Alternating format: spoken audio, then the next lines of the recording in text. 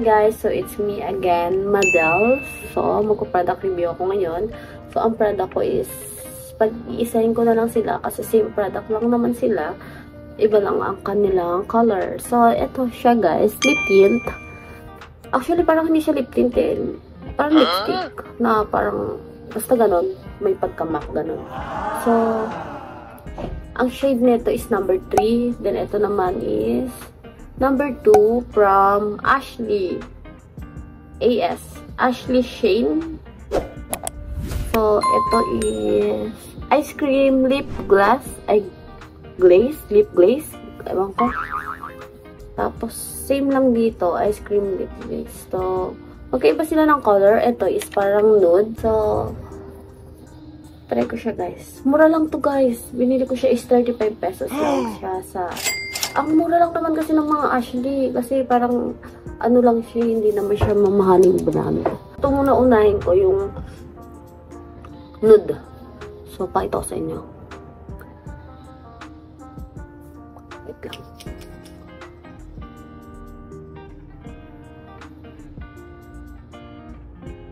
Sa mga gusto lang ng nude-nude, ganun. Pwede ito sa inyo. Sa inyo. Ayan siya guys. Parang lang siya lipstick, hindi siya lip tint. So, yun. Okay lang. At kaso kasi guys, mabilis lang siya matanggal. Kaya, hindi ko siya bet masyado. Hindi ko siya ma-recommend sa inyo.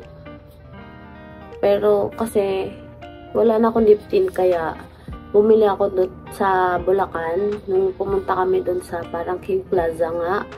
So, yun. Ang cute kasi niyan. Liit lang. Tapos, ang cute-cute ng ano. Oh, tila mo.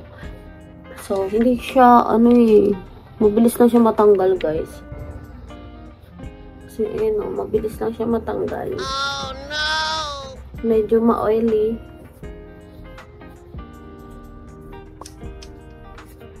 Pero, may naiiwan pa rin siyang mark na ano. Ito lang. So, try ko naman itong isa.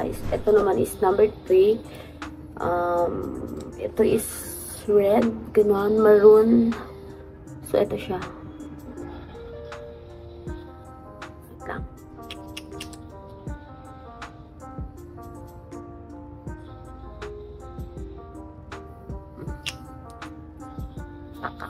Malandi. Yan. Sakto lang siya, guys.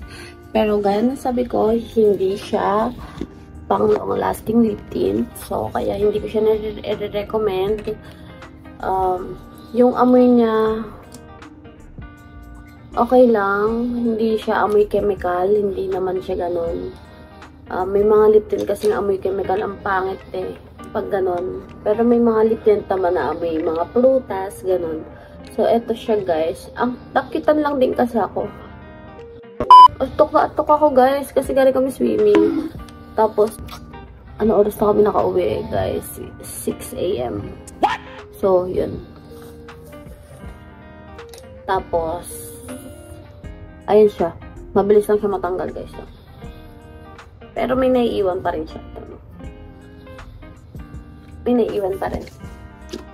Stain. Yan. Sakto lang naman. Ang pangit ko today, hindi ako nag-ayos, guys. Kasi, mamaya na ako mag-ayos kasi birthday ng anak ng best friend ko. So, pupunta ka doon. So, yun lang guys. Ang rate ko dito is mga 8/10. Kasi, okay naman siya. Pero, hindi siya pang matagalan. Hindi siya pwedeng, gagamitin mo siya sa panggala-gala. Tapos, hindi kasi siya tumatagal. So, gusto natin, di ba, yung tumatagal. Yung hindi tayo pa lagay ng lagay. Yung ganun, di ba? Nakaka-irita yung ganun. Yung lagay ka ng lagay.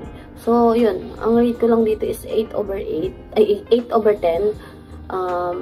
35 pesos lang naman siya. Kaya okay lang din. Pero kasi may mga murang lip tint na long lasting din. So, yun. So, yun lang guys. So, thank you for watching.